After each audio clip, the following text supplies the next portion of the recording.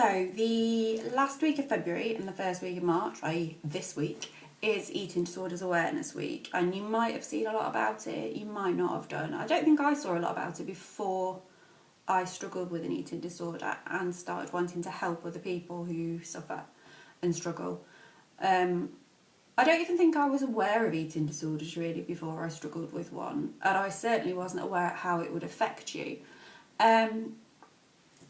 So probably what I'm going to talk about this month is just being aware yourself. The biggest thing is going and speaking to somebody, because that is the first step. It really is. And as hard as it is, I mean, I've been to doctors before where my palms are literally sweating. I am so nervous about saying anything. But once I come out, I feel so much better. People really understand these days, and I know there's still a lot of stigma about eating disorders and how, you know, it looks like a lifestyle choice. Well, believe me, it's not, is it really? Anybody would say, I would like a life without this. It's not fun. And as someone who's come out the other end and can see that you can recover from it, but it takes a lot of hard work, I think that is why I want to support other people, and why Eating Disorders Awareness Week is so important to me. Because if it wasn't for people supporting other people's struggles, then I probably wouldn't be where I am. So yeah, the first step is go and see somebody. It doesn't matter how small you think the problem is. It doesn't matter even if you think it's miles off. You do not have to be the visual concept of an eating disorder. Nobody can tell just by looking at you if you restrict, if you binge, if you have any kind of eating disorder. It doesn't even have to fit into those two categories. It can be anything at all where you struggle, and you really struggle with food.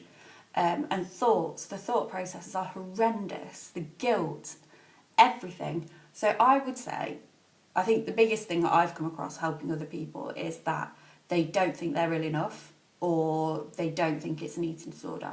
There's even now a sort of category for not other specified, because it doesn't fit into categories. No one eating disorder will fit into a category. You can't fit into that. There's no stereotype. Although there is in people's heads, there isn't.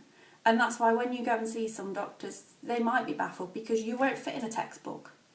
There's nothing like that. My experience will be completely different to your experience.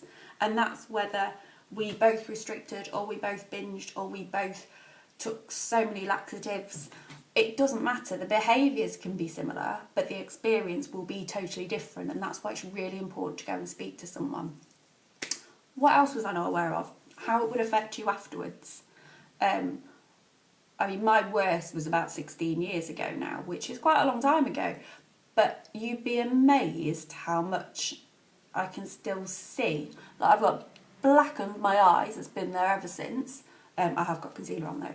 Look, you can even see new hair is still growing. Like, what do you do with that?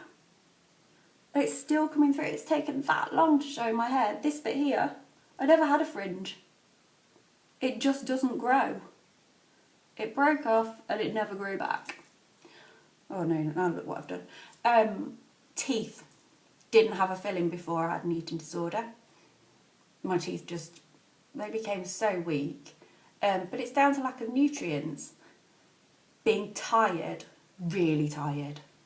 But that's because you're not putting into your body what it needs.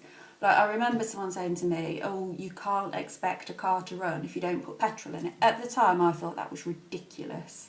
And probably felt a little bit patronised by it. But it's true. How can I expect my body to do everything it wants to do and it needs to do if I won't give it the energy? I can't expect it to run on nothing because I want it to. The same as you can't expect it to be healthy if you are binge eating on so much sugar and stuff and then making yourself sick. It's not how your body needs to be treated. But equally, I understand it's in your head that needs to change before other things can. You need to have that, I will do this, I will stop doing this. And it is tough. It's really tough. It's like an internal bully who will shout at you constantly until you cry. But there are ways of picking up behaviours, of having plans. So what I tend to do is, if I'm struggling with anything at all, is make a plan. What will I eat each day? So if you are someone who will probably binge in the evenings, you might want to look at, are you restricting in the day? Because then when your body is so hungry and so tired at the end of the day, you're not going to be able to stop that behaviour. So if you keep your blood sugars level and you eat even little and often throughout the day just to keep you ticking over, it can stop.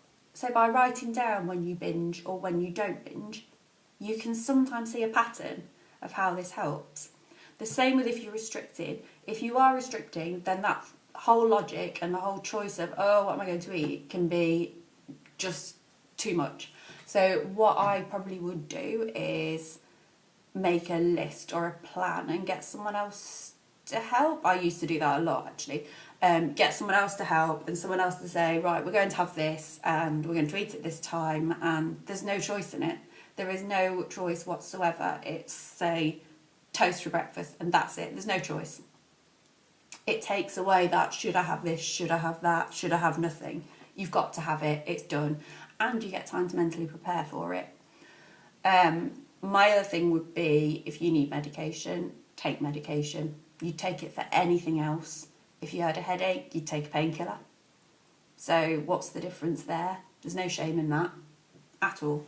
There are millions of people taking medication in the UK, I would have thought. I don't know the exact figures, but there are a lot. And mental health is beginning to be more understood. If you're at work, if you're at school, it's important that you do speak to people if you are struggling, because it can just get worse. It's self-care, really. Look after yourself, put yourself first. If you are struggling, the first thing you need to do is just speak to somebody, because it will take a whole weight off your shoulder. And it's the start of being able to say, I can do this, and someone else has got my back. When you're on your own and you're in that thought process, it's very overwhelming and it can feel like a complete bully. You have no power. I'll admit that. I think I'm quite a strong-willed person. I am a strong-willed person and I have a lot to say. But when it came to an eating disorder, it was like I was the weakest person in the world. I could not overcome it. I even called it a her. It was like another person, not me. It was another person who was there constantly saying, you can't do this, don't do this, why did you do that? It's too much. It's way too much. But I wouldn't have been aware of that if it hadn't been for other people talking to me, other people understanding. And so that's probably that is just my biggest message for Eating Disorders Awareness Week. Just talk to somebody. It doesn't matter how small you think the problem is, talk to somebody.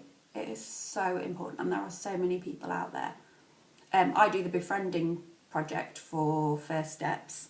So even signing up for something like that can be a huge thing. Look, I can still see that bit. What have I done? See? Problems. My body rebelling still. Yeah. Sign up for the befriending service. Speak to someone at First Steps. Speak to your doctor. Speak to your mum. Speak to your dad. Speak to your friend. Anything. Write it down. Anything at all. If you can take one thing from this week, where it will be in the media a lot, it's that.